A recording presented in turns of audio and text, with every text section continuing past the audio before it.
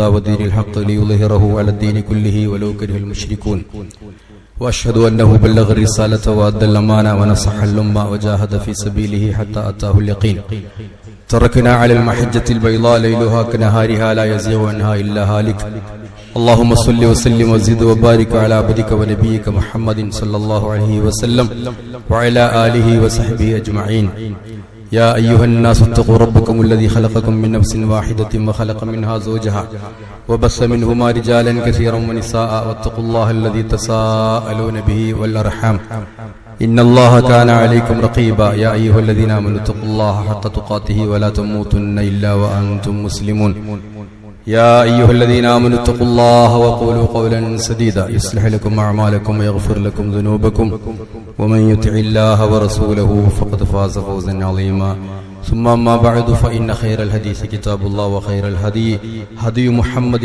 صلى الله عليه وسلم وشر الأمور محدثاتها وكل محدثة بدعة وكل بدعة ضلالة أيها الإخوة المؤمنون أوصيكم بتقوى الله أعوذ بالله من الشيطان الرجيم واذكر في الكتاب إسماعيل إنه كان صادق الوعد وكان رسولا نبيا وكان يأمر أهله بالصلاة والزكاة وكان عند ربه مرضيا الله أكبر الله أكبر الله أكبر لا إله إلا الله الله أكبر الله أكبر ولله الحمد ബഹുമാനമുള്ള മുഅ്മിനീങ്ങളെ മുഅ്മിനാത്തുകളെ മുത്തഖീങ്ങളായി അല്ലാഹുവിനെ സൂക്ഷിച്ച് ജീവിക്കണേ എന്ന് ആദ്യമായി വസിയ്യത്ത് ചെയ്യുകയാണ്. എല്ലാവർക്കും ബലിപെരുന്നാളിന്റെ ആശംസകൾ നേരുകയാണ്. അല്ലാഹുവിനെ വാഴ്ത്തിക്കൊണ്ടുള്ള പെരുന്നാൾ നമസ്കാരമാണ് നിർവഹിച്ചത്. ഒരു കാര്യം, പെരുന്നാൾ നിസ്കാരത്തിൽ തക്ബീർ ചൊല്ലുമ്പോൾ ഞാനത് ഓർമ്മപ്പെടുത്താം. ഈ പെരുന്നാൾ നിസ്കാരം മയ്യത്ത് നിസ്കാരം തമ്മിൽ പലർക്കും വേർതിരിച്ചറിയില്ല. പെരുന്നാൾ നിസ്കാരത്തിന് തക്ബീർ ചെല്ലുമ്പോൾ അല്ലാഹു അക്ബർ എന്ന ഇമാം പറയുമ്പോൾ മൗമൂമുകളും ഉറക്കെ തക്ബീർ മുഴങ്ങണം എന്ന്, അല്ലാഹു അക്ബർ എന്നായിരിക്കണം തക്ബീർ ചൊല്ലേണ്ടത്. അടുത്ത പ്രാവശ്യം മുതലേ ശ്രദ്ധിച്ചാൽ മതി. മയ്യത്ത് നിസ്കാരത്തിൽ ഇമാം അല്ലാഹു അക്ബർ എന്ന് പറയുമ്പോൾ മൗമൂമികൾ പതുക്കെയാണ് അല്ലാഹു അക്ബർ എന്ന് പറയേണ്ടത്. അങ്ങനെ ഒരു വ്യത്യാസം മയ്യത്ത് നിസ്കാരവും പെരുന്നാൾ നിസ്കാരവും തമ്മിൽ തക്ബീറിലുണ്ട് എന്നാദ്യമായി ഉണർത്തുകയാണ്. പലപ്പോഴും പല നാടുകളിലൊക്കെ ചെല്ലുമ്പോൾ അബദ്ധങ്ങൾ കാണാറുണ്ട്. അപ്പൊ പെരുന്നാളുകൾക്ക് തക്ബീർ ചൊല്ലുമ്പോൾ നിസ്കരിക്കുമ്പോഴാണെങ്കിലും ഉറക്കെ തക്ബീർ ചൊല്ലണം. അത് രണ്ടുമാണ് മയ്യത്ത് നിസ്കാരത്തിന്റെ പെരുന്നാൾ നിസ്കാരത്തിന്റെ തമ്മിലുള്ള ഒരു വ്യത്യാസം എന്ന് ആദ്യമായി സൂചിപ്പിക്കാൻ. രണ്ടാമത്തെ കാര്യം, ഇന്ന് നമ്മൾ സന്തോഷിക്കേണ്ട ദിവസമാണ്. ഇസ്ലാം എന്ന് പറഞ്ഞാൽ വെറും ഹറാമുകളും നിബന്ധനകളും എല്ലാം കൊണ്ടും ഇങ്ങനെ ഒരു കൺജസ്റ്റഡ് ആയിട്ടുള്ള ഒരു മതമാണ് എന്നൊരു തോന്നല് ഇന്ന് പലപ്പോഴും സോഷ്യൽ മീഡിയ, യൂണിവേഴ്സിറ്റികളൊക്കെ ദ്യോതിപ്പിക്കാറുണ്ട്. പലപ്പോഴും യഥാർത്ഥത്തിൽ ഇസ്ലാമിൽ സന്തോഷിക്കാനൊക്കെ അവസരം. അത് കരുതി ഹറാമുകളൊന്നും ഇന്ന് ഹലാലല്ല. എന്നാൽ അത്യാവശ്യം ചിരിക്കുക, തമാശ പറയുക, പാട്ടുപാടുക തുടങ്ങിയ സന്തോഷങ്ങളൊക്കെ അനുവദിക്കപ്പെട്ട ദിവസമാണ്. ഇന്നത്തെ സന്തോഷം ഇബാദത്താണ്. കാരണം അള്ളാഹുവിന്റെ ഫദ്ലും റഹ്മത്തും ധാരാളം അനുഭവിച്ചവരാണ് നമ്മൾ. ഹാജിമാര് വലിയ സന്തോഷത്തിലാണ്. കാരണം ഹജ്ജിന്റെ കർമ്മങ്ങളൊക്കെ യൗമുൻ നഹറിൽ കൃത്യമായി അവർ പൂർത്തിയാക്കിയിട്ടുണ്ട്. അതുപോലെ രണ്ട് സന്തോഷിക്കാനുള്ള അവസരങ്ങൾ നമുക്കുള്ളത്. ഒന്ന് ചെറിയ പെരുന്നാൾ, അത് പരിശുദ്ധ ഖുർആനിന്റെ അവതരണത്തിന്റെ തുടക്കമാണ്. അതാണ് ആ സന്തോഷം. ഈ സന്തോഷം പരിശുദ്ധ ഖുർആനിന്റെ അവതരണത്തിന്റെ സമാപ്തിയാണ്. അൽയൗമ അക്മൽതു ലക്കും ദീനക്കും എന്ന് പറയുന്നത് നമ്മൾ പഠിച്ചു. അപ്പൊ അതും ഒരു സന്തോഷമാണ്. ജാഹിലിയ കാലഘട്ടത്തിൽ മദീനത്ത് റസൂലുള്ളാഹി ചെന്നപ്പോ ഒരുപാട് ആഘോഷങ്ങൾ ഉണ്ടായി.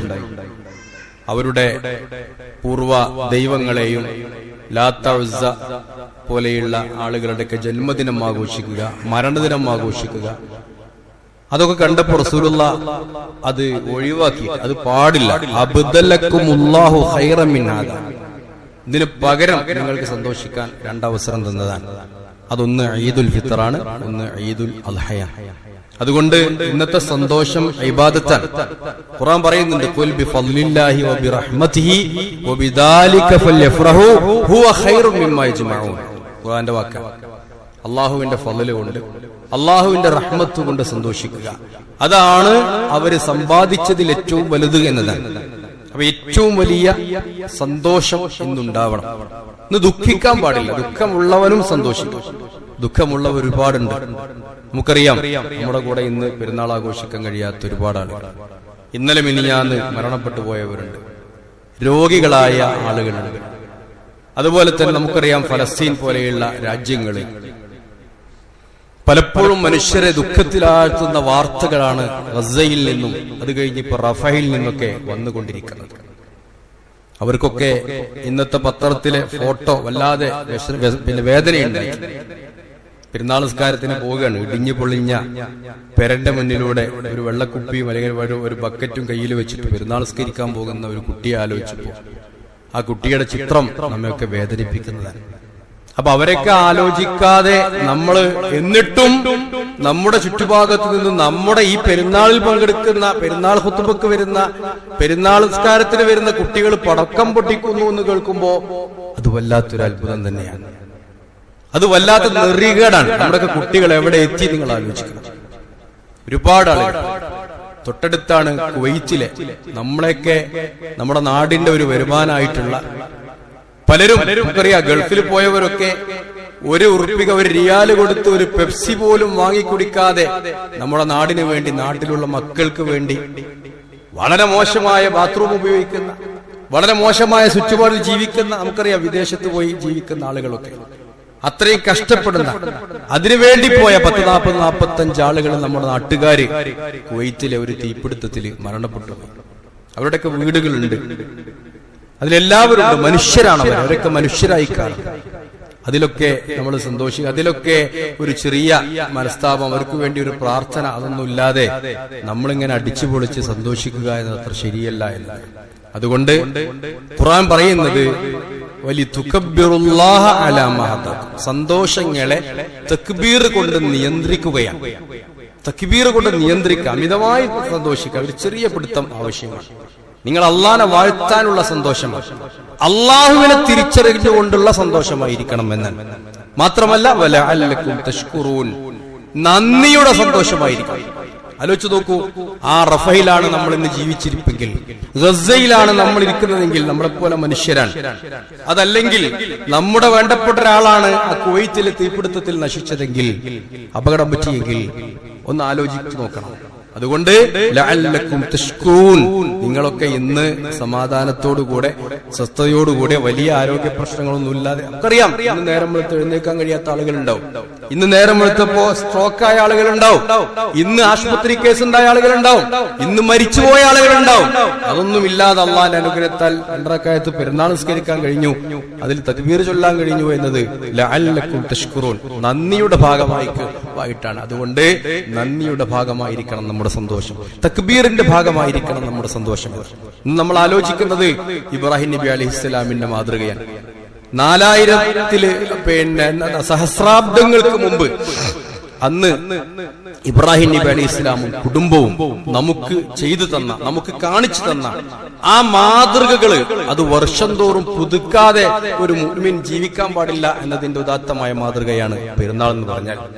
നമുക്കറിയാം എല്ലാ ദിവസവും ഒരു മുഅ്മിനാണോ ഇബ്രാഹിം നബിയെയും കുടുംബത്തെയും അല്ലാഹുമ്മ സ്വല്ലി അലാ മുഹമ്മദിൻ വഅലാ ആലി മുഹമ്മദ്, അതുപോലെ അല്ലാഹുമ്മ ബാരിക് കമാ സ്വല്ലൈത അലാ ഇബ്രാഹീമ വഅലാ ആലി ഇബ്രാഹീം എന്ന് പറയാതെ ഒരു മുഅ്മിനും ജീവിക്കുന്നില്ല. ദിനേന അത് ആവർത്തിച്ചുകൊണ്ടിരിക്കുക. അത്തഹിയ്യാത്തിലൂടെ, സ്വലാത്തിലൂടെ, ഇബ്രാഹിമിയ്യ സ്വലാത്തിലൂടെ നമ്മൾ ആവർത്തിച്ചുകൊണ്ടിരിക്കുക. കാരണം എന്താണ് ഇത്ര വലിയ ത്യാഗം എന്ന് പറഞ്ഞാൽ, ഇബ്രാഹിം നബി അലൈഹി ഇസ്ലാം അങ്ങനെയാണ്. അള്ളാഹു പരിചയപ്പെടുത്തുന്നത് ഇന്ന ഇബ്രാഹിമ കാന ഉമ്മത്തൻ ഖാനിത്തൻ ലില്ലാഹ് ഹനീഫ വലം യകു മിനൽ മുശ്രിക്കീൻ ശാകിറൻ ലിഅൻഉമിഹി ഇജ്തബാഹു. എത്ര വിശേഷങ്ങൾ അറിയോ?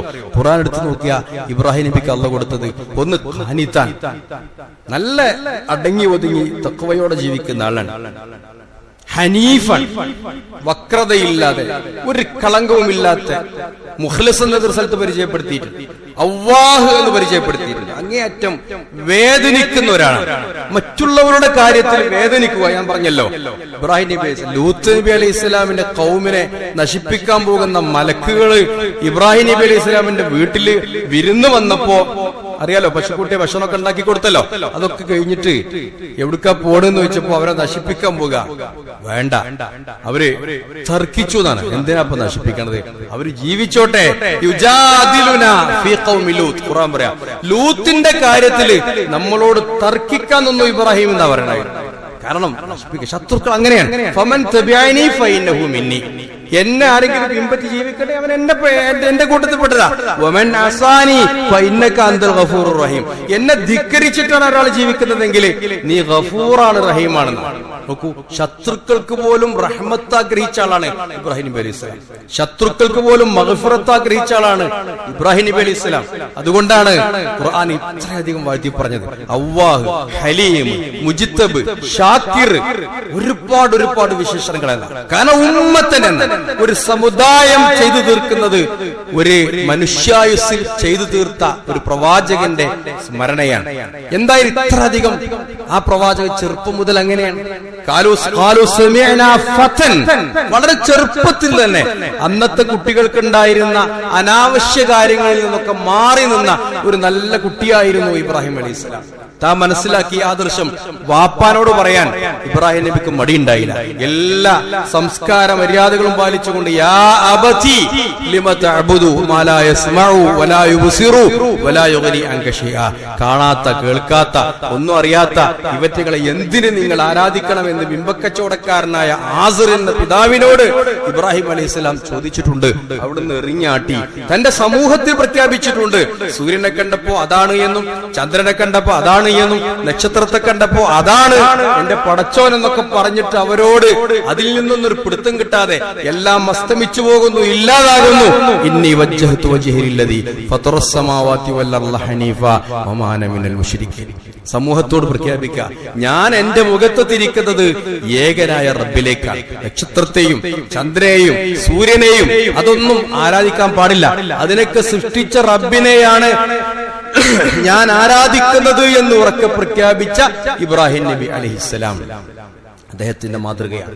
ആലോചിക്കൂ, പരീക്ഷണത്തിന്റെ ഘട്ടങ്ങളാണ്. ഖുർആനിൽ ഒരുപാട് പ്രവാചകന്മാരെ പറ്റി പറയുന്നുണ്ട്. 25ഓളം പ്രവാചകർ, അവരൊക്കെ പരീക്ഷ അനുഭവിച്ചിട്ടുണ്ട്. പക്ഷേ ഇബ്രാഹിം റബ്ബുഹു ബികലിമാത്തിൻ ഫഅതമ്മഹുന്ന. ഇബ്രാഹിമിനെ ഒരുപാട് വചനങ്ങൾ കൊണ്ട്, കാര്യങ്ങൾ കൊണ്ട് പരീക്ഷിച്ചു. പക്ഷേ അത് മുഴുവനും അദ്ദേഹം പൂർത്തിയാക്കിയതാണ്. പെർഫെക്റ്റ്, എല്ലാം കംപ്ലീറ്റ്ലി അതൊക്കെ പൂർത്തിയാക്കിയ ഒരാൾ ഇബ്രാഹിം നബി അലൈഹി സ്വലാം മാത്രമാണ്. അതാണ് ഇബ്രാഹിം അലൈഹി സ്വലാമിനെ കുറിച്ച് അങ്ങനെ എടുത്തു പറഞ്ഞത്. എത്രയെത്ര പരീക്ഷണങ്ങൾ ആലോചിച്ച് നോക്കൂ. തീയിലിട്ടപ്പോ ഒരു പ്രശ്നമില്ല. ഹസ്ബി അല്ലാഹു വ നിഅമൽ വകീൽ. അത് വല്ലാത്തൊരു വചനമാണ്. ഹസ്ബി അല്ലാഹ് വ നിഅമൽ വകീൽ. മുഹമ്മദ് നബി സല്ലല്ലാഹു അലൈഹി വസല്ലമയെ സഹാബത്തിനെ ഭീഷണിപ്പെടുത്തിക്കൊണ്ടിരുന്നു. ഇതാ വരുന്നു ശത്രുക്കള്, ഇതാ അങ്ങനെ ഇവിടെ NRC നടപ്പിലാക്കും, ഇവിടെ ഏക സിവിൽ കോഡ് നടപ്പിലാക്കും. ഇങ്ങനെ ഓരോ ഭീഷണികള് മനുഷ്യർക്കിടയിൽ വെറുപ്പ് ഉൽപ്പാദിപ്പിക്കാൻ വേണ്ടി ഭീഷണികൾക്ക് മുമ്പിൽ ഇങ്ങനെയൊക്കെ രാജ്യത്ത് പല ഭീഷണികള് എത്രയോ കാലഘട്ടങ്ങൾക്ക് മുമ്പ് മുഹമ്മദ് നബി സല്ലല്ലാഹു അലൈഹി വസല്ലമയും സഹാബത്തിനെയും ഉഹദ് യുദ്ധശേഷം ഭീഷണിപ്പെടുത്തി. എന്തേ മുഹമ്മദ് നബി സല്ലല്ലാഹു അലൈഹി വസല്ലം പറഞ്ഞത്? ഇന്നന്നാസ ഖദ് ജമഉ ലക്കും ഫഖ്ശൗഹും. ആളുകളൊക്കെ നിങ്ങൾക്കെതിരാ, അവരെ പേടിക്കണം കേട്ടോ, നിങ്ങളൊക്കെ ന്യൂനപക്ഷമാണ്, പേടിക്കണം. കേട്ടപ്പോ ഫസാദഹും ഈമാന, അവരുടെ ഈമാൻ വർദ്ധിച്ചു. അവർ പറഞ്ഞു ഖാലു ഹസ്ബുനല്ലാഹു വ നിഅമൽ വകീൽ. ഞങ്ങൾക്ക് അല്ലാഹ് മതി, അല്ലാഹയാണ് ഏറ്റവും അധികം ഭരമേൽപ്പിക്കാൻ നല്ലത് എന്ന് മുഹമ്മദ് നബി സല്ലല്ലാഹു അലൈഹി പറഞ്ഞു. നബി തങ്ങൾ വിശദീകരിച്ചു കൊടുത്തു. ഇബ്രാഹിം നബി അലൈഹി സ്വലാമിനെ തീയിലിട്ടപ്പോ ഇബ്രാഹിം നബി അലൈഹി സ്വലാം പറഞ്ഞ പ്രാർത്ഥന ഇതായിരുന്നു, ഹസ്ബുനല്ലാഹു വ നിഅമൽ വകീൽ. അതുകൊണ്ട് എന്തുണ്ടായത്? ആ തീജ്വാല കുൽനായാനാറുകൂനി ബർദൻ വസലാമൻ അലാ ഇബ്രാഹിം, അത് ഇബ്രാഹിം നബിക്ക് എയർ കണ്ടീഷനായി മാറി എന്നതാണ്. ആലോചിച്ച് നോക്കൂ, ഏതെല്ലാം ഭീഷണി വന്നാലും ഈമാനാകുന്ന കരുത്തുകൊണ്ട് ആ ഭീഷണികളെ നേരിട്ടാൽ നമുക്ക് അല്ലാഹു തആല നമ്മുടെ ജീവിതത്തെ, ആ പരീക്ഷണങ്ങളെ മുഴുവനും ബർദൻ വസലാമ, കൂളാക്കി തരുമെന്ന്, കൂളാക്കി മാറ്റും. ഒരു പ്രശ്നമില്ല. എവിടെ പ്രശ്നം? നമ്മുടെ ഈമാൻ. ഇബ്രാഹിം അലൈഹിസ്സലാമിന്റെ ഈമാൻ ഉണ്ടോ എന്നതാണ് നമുക്ക് പ്രശ്നം. അതുപോലെ ആലോചിച്ച് നോക്കൂ, തന്റെ ഭാര്യയെയും മക്കളെയും നാട് കടത്തിയ സംഭവം എല്ലാം അറിയാം, വീട്ടിൽ വിളിച്ച് പറയേണ്ടതില്ല. അവിടെ പോയി നാട് കടത്തി വരുമ്പോ ഒരു 3 വിഷൻ ഇബ്രാഹിം നബി ഇസ്ലാമിന്റെ മുന്നിൽ ഉണ്ടായിരുന്നു. റബ്ബനാ ഇന്നി അസ്കൻതു മിൻ ദുരിയതി, ഒരു വിഷൻ, കാഴ്ചപ്പാടുകളാണ്. ബിവാദിൻ ഗൈരി ദി സറഇൻ ഇൻദ ബൈതിക്കൽ മുഹറം. 3 കാര്യം എന്താ? ഒന്ന്, റബ്ബനാ ലിയുഖീമുസ്സലാ, ആ കുടുംബത്തിനോടുള്ള പ്രതിബദ്ധത, ഒരു രക്ഷിതാവിന്റെ പ്രതിബദ്ധതയാണ്. ഒരു രക്ഷിതാവ്, കാരണം കുടുംബം ഇനി ശിർക്കിലേക്ക് പോകരുത് എന്ന് വല്ലാതെ ആഗ്രഹിച്ച ഒരു പ്രവാചകനായി ഇബ്രാഹിം ഇസ്ലാം. എപ്പോഴും പ്രാർത്ഥിക്കും, വജുനുബിനി വബനിയ അൻ നഅ്ബുദൽ അസ്നാം, എന്നെയും മക്കളെയും ബിംബാരാധകരാക്കി മാറ്റരുത്, ആദർശ ശുദ്ധിയുള്ളവരാക്കി മാറ്റണമെന്ന അവിടെ കൊണ്ടുപോയിട്ടും പ്രാർത്ഥിച്ചതാ. എന്ത്? എന്റെ മക്കളിൽ യുഖീമുസ്സലാ, അവരെ ഇബാദത്ത് ചെയ്യാം. വജഅൽ അഫ്ഇദത്തും മിനന്നാസ് തഹ്വീല, അവർ ജനശ്രദ്ധ പിടിച്ചു പറ്റുന്നവരാണ്. വർസുഖു മിനസ് സമ്രാത്ത്, അവർ ഉപജീവനത്തിന് കഷ്ടപ്പെടരുത്. ഏതൊരു രക്ഷിതാവിനും മക്കളെ കുറിച്ചുള്ള കാഴ്ചപ്പാടാൻ, ഒന്ന്, ഒരു നല്ല കുട്ടികളായി വളരണം, ഇബാദത്തൊക്കെ ചെയ്യണം, കൺകുളിർമ ഉണ്ടാവണം, കാഴ്ചപ്പാടാൻ. രണ്ടാമത്തെ കാഴ്ചപ്പാട്, അവർ ജനശ്രദ്ധ, കുപ്രസിദ്ധി നേടരുത്, സുപ്രസിദ്ധി നേടണമെന്ന്. മൂന്നാമത്തെ കാര്യം, അവരെ ഉപജീവനത്തിന് കഷ്ടപ്പെടാൻ പാടില്ല. അന്നത്തെ ഇബ്രാഹിം അലൈഹിസ്സലാമിന്റെ വിഷൻ ഇന്നും ഒരു രക്ഷിതാവിന്റെ മനസ്സിലുണ്ട്.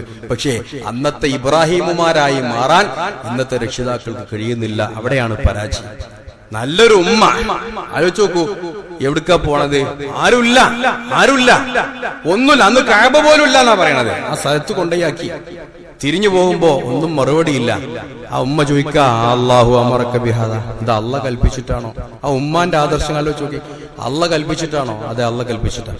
ഇദൻ ലൻ യുളയ്യഅന അല്ലാഹു അബദാ, ആ സ്ത്രീയുടെ വാക്കാണ്, ഹാജറിന്റെ വാക്കാണ്, പ്രസിദ്ധി നേടിയ ഒരു പെണ്ണിന്റെ ഉമ്മയുടെ വാക്കാണ്. ആലോചിച്ച് നോക്കൂ. അതുകൊണ്ട് അള്ള ഞങ്ങളെ കഷ്ടപ്പെടുത്തൂല. പിന്നെ ചെല്ലണത് കാലഘട്ടങ്ങൾ കഴിഞ്ഞിട്ട്, കുറെ കാലം കഴിഞ്ഞിട്ട്, ഇബ്രാഹിമിന് 13 വയസ്സാകണം, 13, 14 ചരിത്രം പറയണ്ടേ. ആ സമയത്താണ് പിന്നെ ആര് വരുന്നത്? അന്ന് കൊണ്ടേക്കിയ വാപ്പ് വരുന്നത്. എന്തിനാ വരുന്നേ? പിടിച്ചറക്കാനാ. ആലോചിച്ച് നോക്കണം, പിടിച്ചറക്കാനാ. നമ്മളെന്താ പറയാ?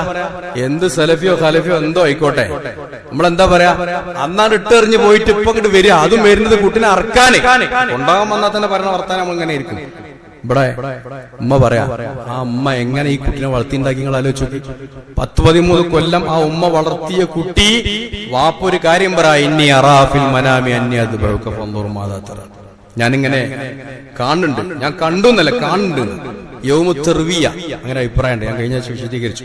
കാണിച്ചു കൊടുത്ത ദിവസം, ഇബ്രാഹിമിന് സ്വപ്നം കാണിച്ചു കൊടുത്ത ദിവസം യൗമുത്തർവിയ, ദുൽഹജ്ജ് 8. അത് അറക്കണമെന്ന് തിരിച്ചറിഞ്ഞ ദിവസമാണ് യൗമു അറഫ. അങ്ങനെ ചില പണ്ഡിതന്മാർ വ്യാഖ്യാനിച്ചിട്ടുണ്ട്, രസകരമായ വ്യാഖ്യാനം. അന്ന് തിരിച്ചറിഞ്ഞതാ, അറക്കണം, എന്തായാലും അറക്കണം. അത് അറവ് നടത്തിയ ദിവസം യൗമുൻ നഹർ, ഇന്നത്തെ ദിവസം ബലി പെരുന്നാൾ. നഹർ, അറവിന്റെ ദിവസം. റെഡിയായി. തന്റെ കൂടെ ഇങ്ങനെ ഒന്ന് കൈ പിടിച്ച് നടക്കാനായിട്ട് വാപ്പാന്റെ ആശ്രയം വേണം. അപ്പോഴാ മോനോട് പറയണത്. എന്താ മോൻ പറഞ്ഞെന്നറിയോ? അതാണ് നല്ല അമ്മാര് വളർത്തിയ മക്കള്. ഇനി അത് ബഹുക്കാന്ന് പറഞ്ഞപ്പോ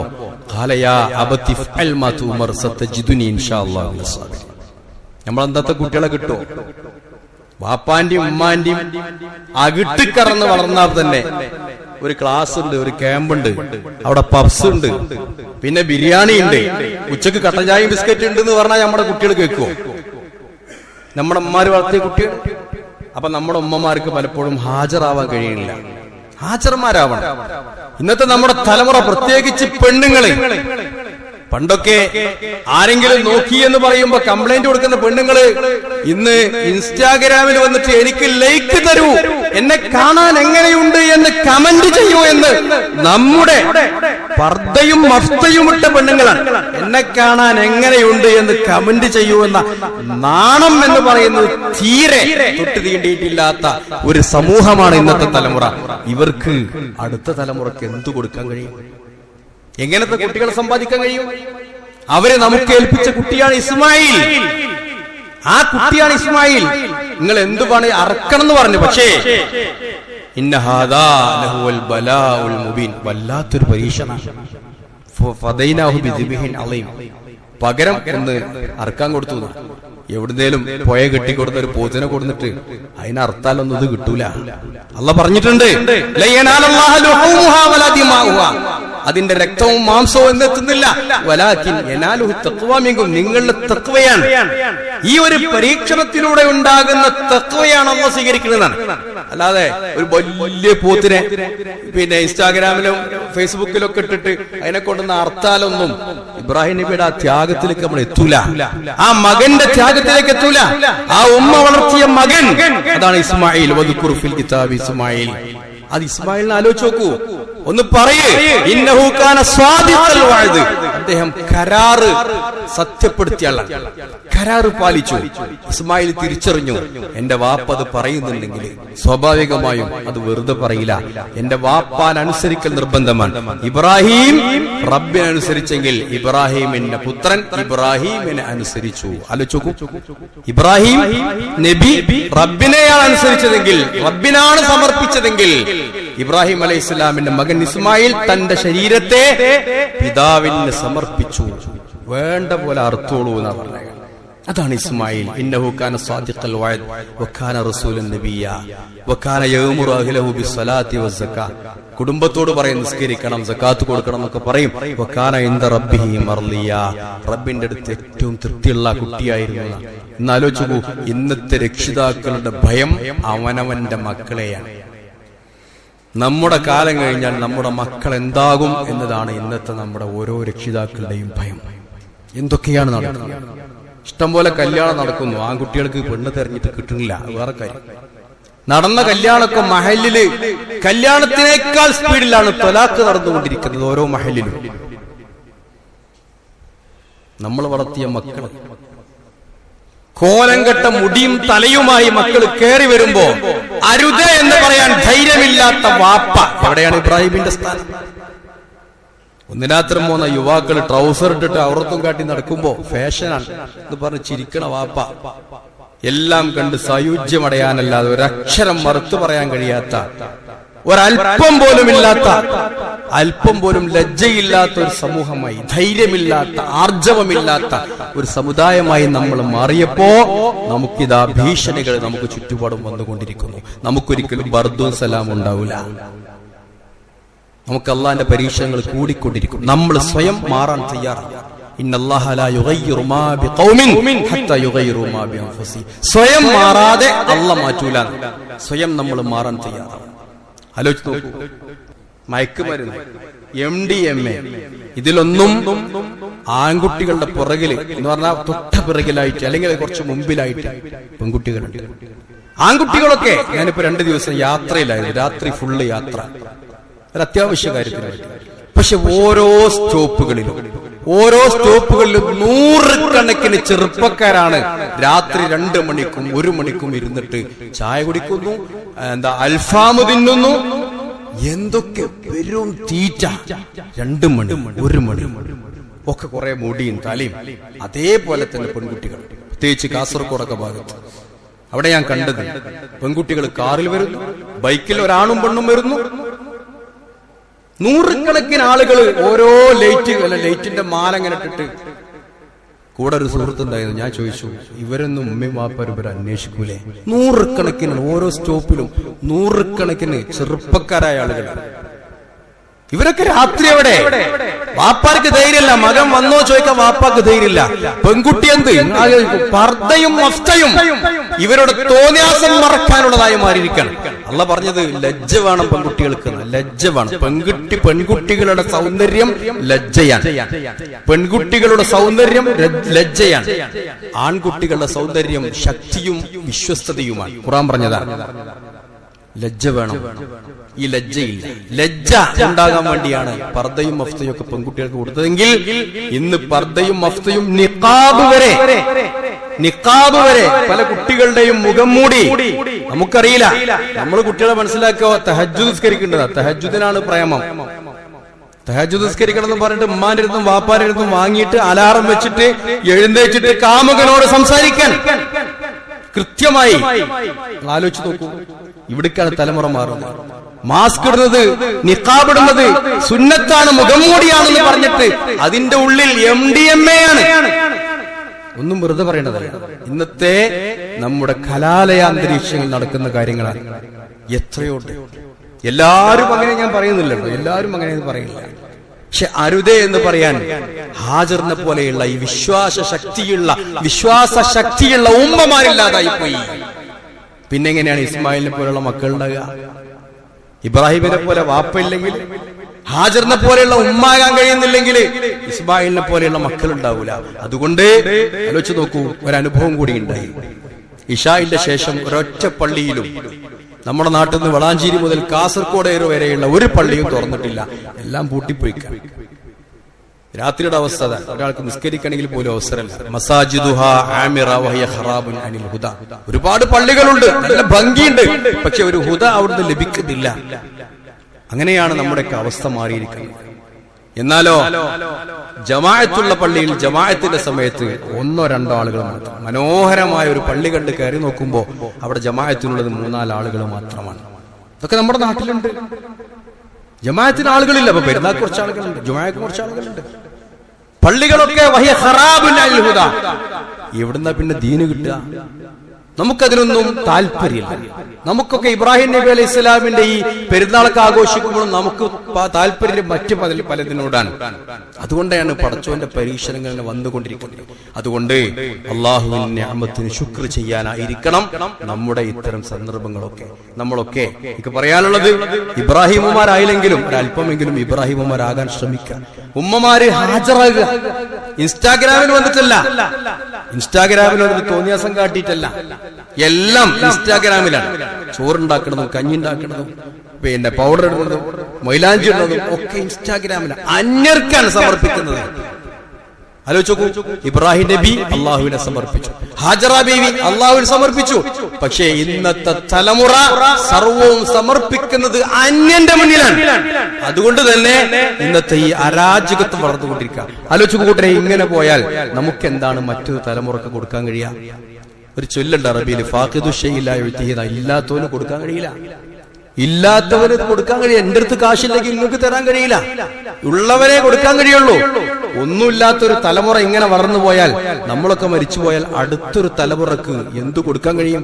അള്ളാഹ് പറയുന്നുണ്ട്, നിങ്ങൾ ഇങ്ങനെ പോയാൽ യസ്തബ്ദിൽ ഖൗമൻ ഗൈറക്കും സുമ്മ ലാ യകൂനു അംസാലക്കും.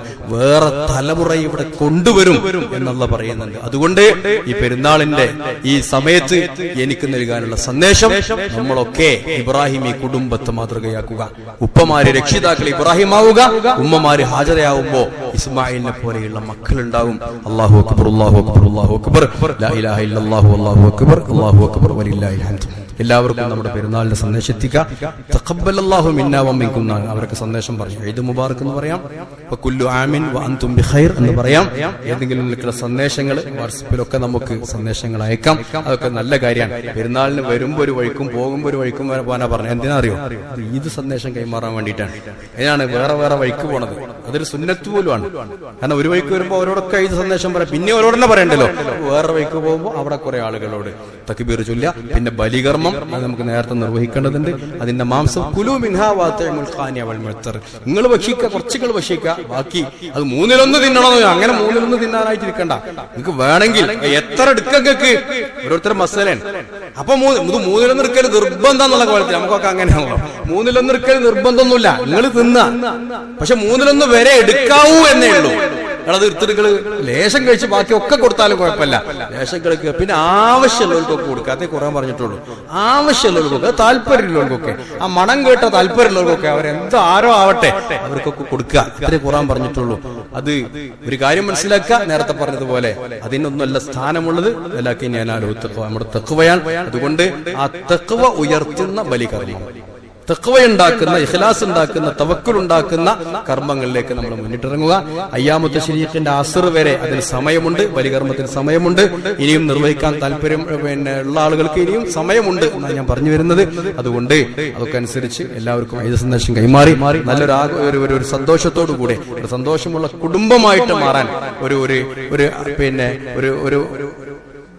ഉൾപ്രേരണയാവട്ടെ നമ്മുടെ ഈദ് എന്ന് മാത്രം ആശംസിക്കുകയാണ് ഈ സമയത്ത്. അള്ളാഹു അനുഗ്രഹിക്കട്ടെ. اللهم اغفر للمؤمنين والمؤمنات والمسلمين والمسلمات الأحياء منهم والأموات إنك مجيب الدعوات وقاضي الحاجات. ربنا ظلمنا أنفسنا وإن لم تغفر لنا وترحمنا لنكونن من الخاسرين. اللهم أعز الإسلام والمسلمين وأذل الشرك والمشركين ودمر أعداءك أعداء الدين. اللهم ربنا هب لنا من أزواجنا وذرياتنا قرة أعين واجعلنا للمتقين إماما. اللهم آت أنفسنا تقواها وزكها أنت خير من زكاها أنت وليها ومولاها يا رب العالمين. اللهم اشف أمراضنا وأمراض مرضانا يا رب العالمين. اللهم اشف أمراضنا وأمراض مرضانا يا رب العالمين. اللهم أرنا الحق حقا وارزقنا اتباعه وأرنا الباطل باطلا وارزقنا اجتنابه. ربنا تقبل منا إنك أنت السميع العليم وتب علينا إنك أنت التواب الرحيم. ربنا اغفر لنا ولإخواننا الذين سبقونا بالإيمان ولا تجعل في قلوبنا غلا للذين آمنوا ربنا إنك رؤوف رحيم.